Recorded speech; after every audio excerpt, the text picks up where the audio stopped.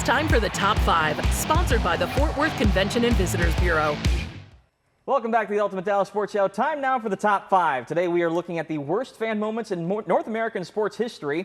Thank you, Longhorn fans, for the segue. This is about actions that happened during the game, by the way, so I'm not talking post-game riots like in Vancouver after 2011 in the Stanley Cup Final. So let's start with number 5 here. At number 5, we're starting strong. It's Bloody Sunday, the infamous Hail Mary play in which Drew Pearson pushed off.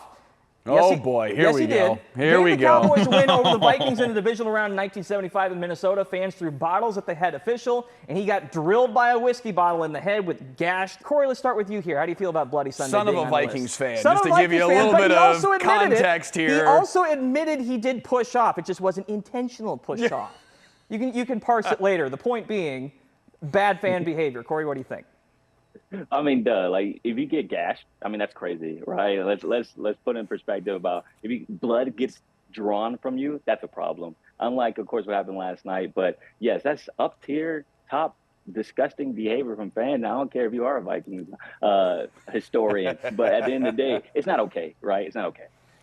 Fair enough. All right, fans down here do not know that it's Bloody Sunday. It's the Hail Mary game. I know, and it's a fake Hail Mary in a way. All right, at number 4, it is a little off the wall here. In 1979, the White Sox sold 99-cent tickets to fans if they bought a disco record to be blown up on the field. They planned to do it between doubleheader games in mid-July. Brilliant marketing. But the blast destroyed the field, and fans stormed it afterward, trying to invade the clubhouse. Riot police were called, 39 people were arrested, and the White Sox forfeited the game. Nick, have you ever heard of Disco Demolition Night? I had not heard of that, but it just sounds like a bad PR stunt. This isn't a fan moment. This is like a bad team decision moment. This is not on the fans at all. They did what they were supposed to do. Well, okay, they blew it up, but I don't think they were supposed to storm the field afterward. Now, granted. No, take it off the list. Take it off the list. Oh, come on. 39 people arrested for the whole shtick. It's a very, like, double-A baseball kind of promotion. Exactly. That's what that feels like. A modern-day double-A baseball. Yeah, fair enough. Rough Riders are doing this. All right, at number 3, we head to Cleveland for Bottlegate. The year is 2001. Browns trying to keep their playoff hopes alive. Down 15-10 to the Jags at home. They convert a critical 4th down with 48 seconds left, then spike the ball to stop the clock, but the officials still went back to review the 4th down conversion anyway, after the spike. They overturned the call. Fans went ballistic, throwing beer bottles and trash cans on the field. The officials actually called the game off, but the league office made the Jags take 2 kneel downs to ice it later on. Mike, your thoughts here? The first thought I have is the 2001 Browns had playoff hopes. I know, they were 6-6. That's amazing to me. 6-6. How is that actually possible? I had forgotten this one. I had honestly forgotten this one. I mean, listen, all of this is not what fans are supposed to be doing. And again, thanks to the Texas fans for introducing this segment into our lives right now. Yeah, I had forgotten about this one. You can't be throwing trash cans. Yeah. That's next level dedication if you're throwing trash cans on the field. They literally shepherded the Jags off the field down the tunnel and then brought them back out because the league office said they had to kneel down to make the result official, which is, I don't think they'd ever do that today, putting player safety and all that aside. Yeah. Anyway, let's move on now to number 2. And as I kind of teased earlier, the 10-cent beer night. The 70s were a different animal, man. 1974, the Cleveland Indians lost control of a promotional game against the Rangers. They sold beers for 10 cents each. Things devolved fast. Fans fought players. Objects were thrown. Cleveland was eventually forced to forfeit the game. The umpires said fans were uncontrollable beasts. Nick, famously from Cincinnati, I'll give this one from you. What do you think about this?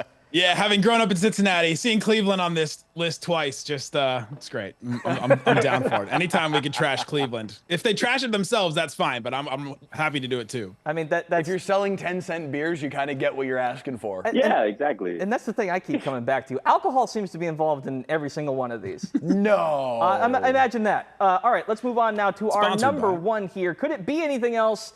A number 1 case of fan conflict with players, the Malice at the Palace. Speaking of alcohol, Pacers ruined their last best shot at getting Reggie Miller a ring. Ron Artest was made a household name for all the wrong reasons. Name itself is legendary and self-explanatory. Corey, I'll give you this one. Did we get number 1 right here? Oh, for sure. I mean, come on, dude. Ron Artest going into the stand and swinging. Nothing beats that, right? Nothing beats that. Shout out Meadow, right? Oh, I'm trying to get some respect.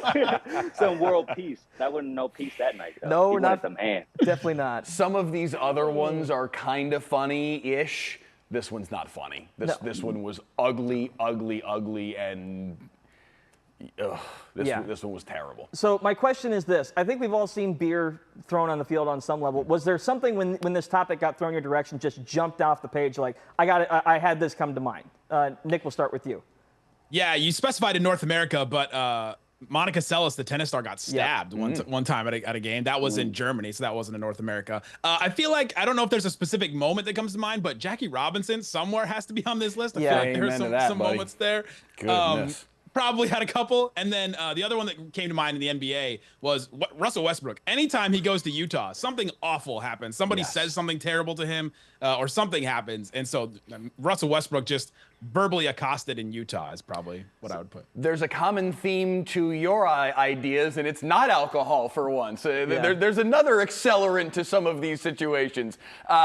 The one that jumped to my mind when I saw this, I was there for Blue Jays Rangers Game 5 in Toronto back in 2015, and they were throwing beer bottles on the field, and a baby got hit by one of the either soda cans or beer bottles or whatever. That one was pretty ugly too. And that was ugly because they got the call right on the field, and the fans were just pissed at it. Like there's a different way around that whole shtick.